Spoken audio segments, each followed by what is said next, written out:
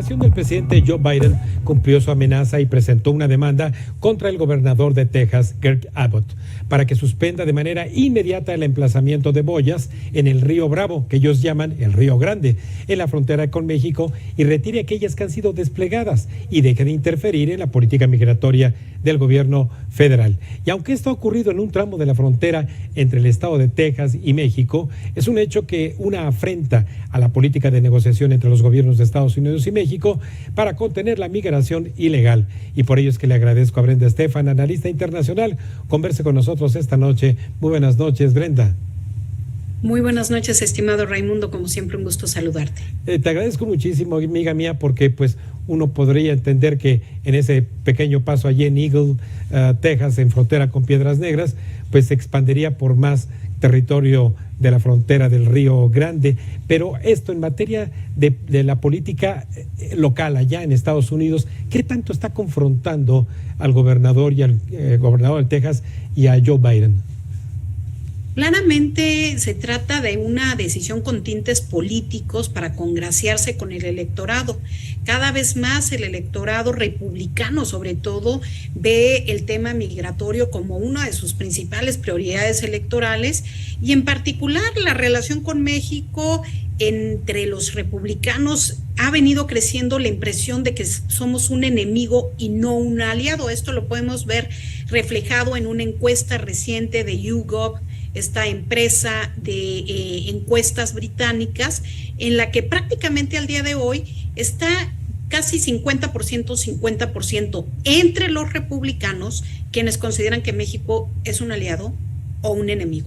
Y por eso vemos las decisiones de algunos líderes del Partido Republicano, pues buscando tomar acciones que sean consideradas como muy duras en contra de nuestro país y en particular del tema migratorio. No solamente es el caso de Greg Abbott con estas boyas de las que ya hablábamos, que tienen un diámetro de casi 1 metro y están cubiertas por púas, con lo que evidentemente plantean un enorme riesgo para quien quiera cruzar por el río. Pero además hemos visto, por ejemplo, el mes pasado, en julio, cómo se echó a andar en Florida por el gobernador Ron DeSantis la ley SB 1718, que complica que se contraten a migrantes indocumentados. Toda empresa que tenga más de 25 empleados tiene que hacer un chequeo, digamos, una confirmación de el estatus migratorio de cada uno de sus empleados, si no puede sufrir penas económicas o incluso pérdida de permisos. Entonces hay desde luego un tono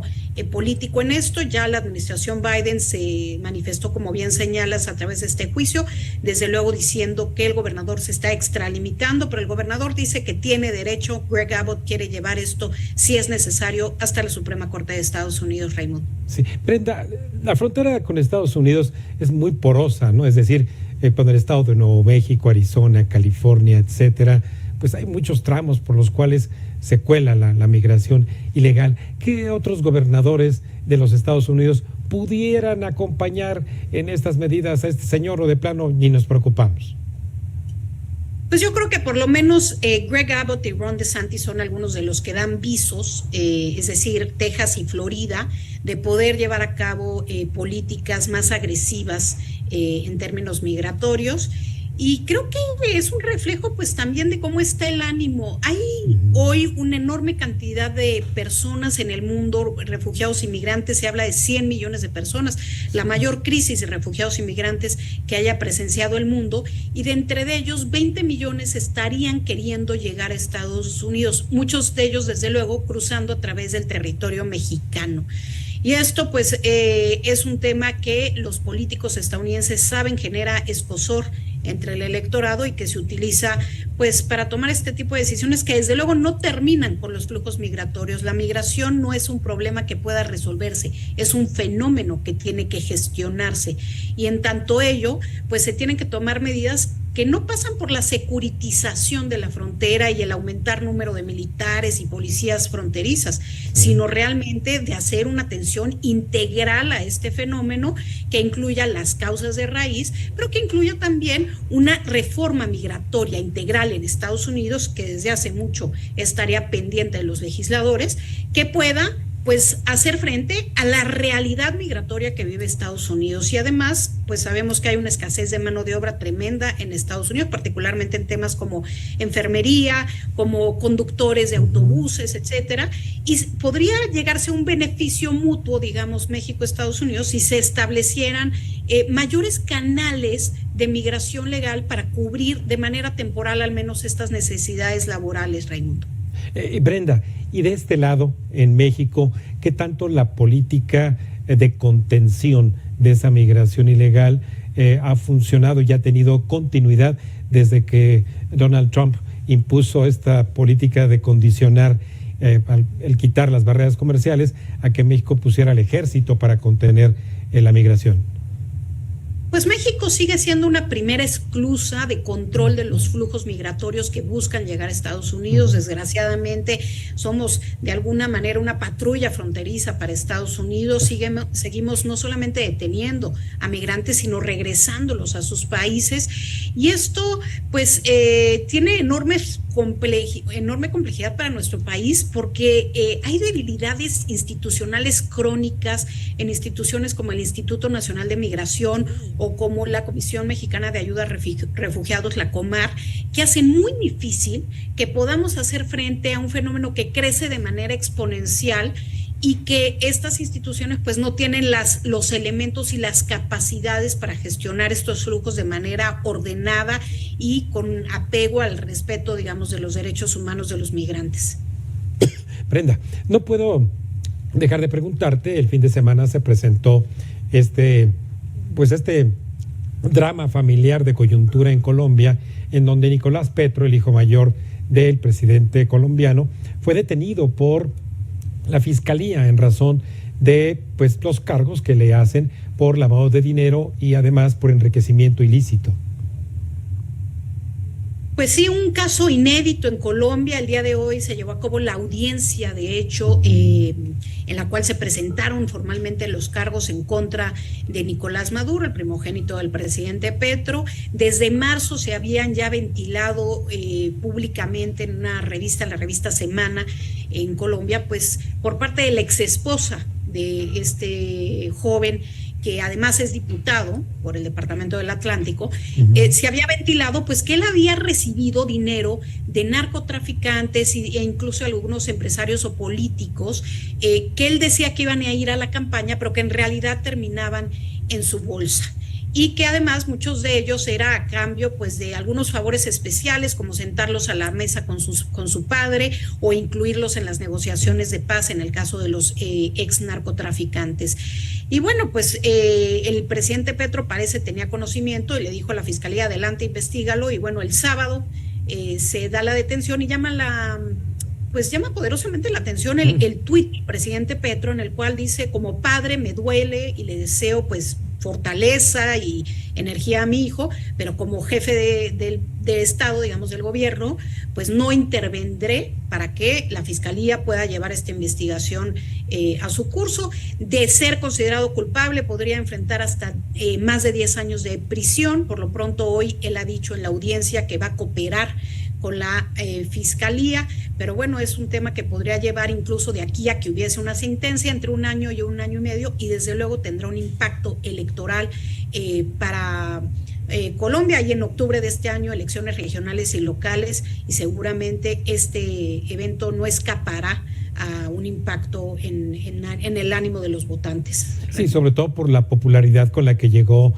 Petro a la presidencia.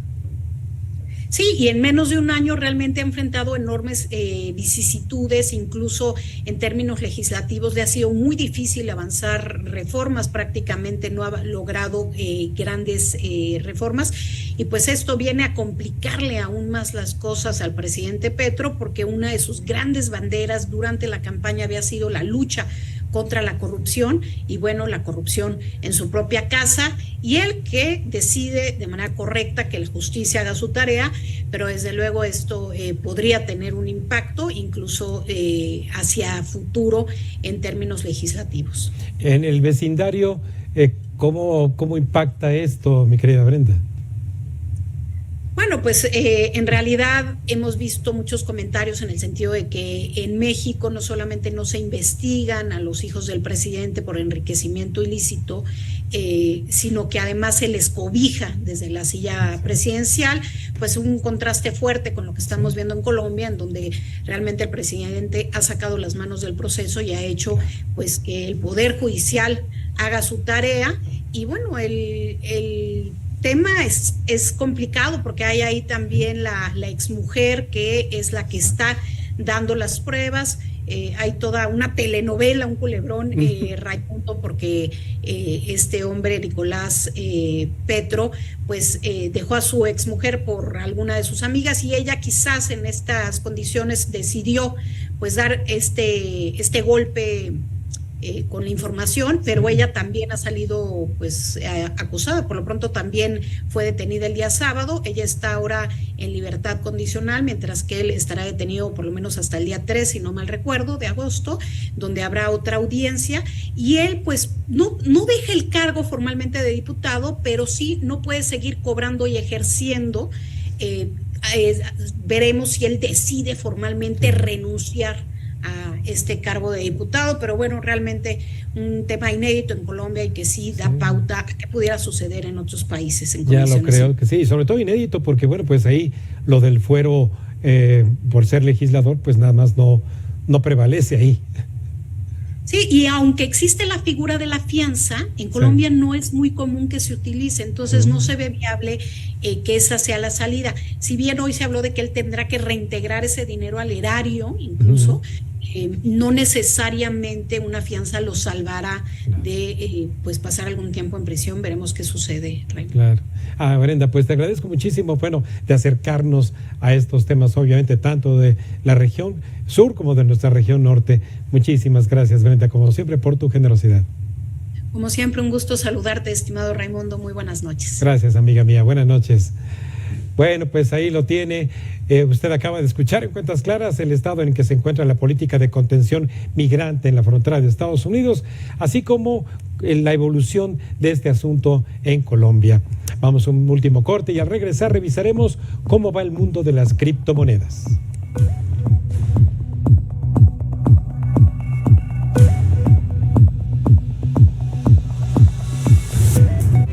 Estás viendo Cuentas Claras con Raimundo Tenorio.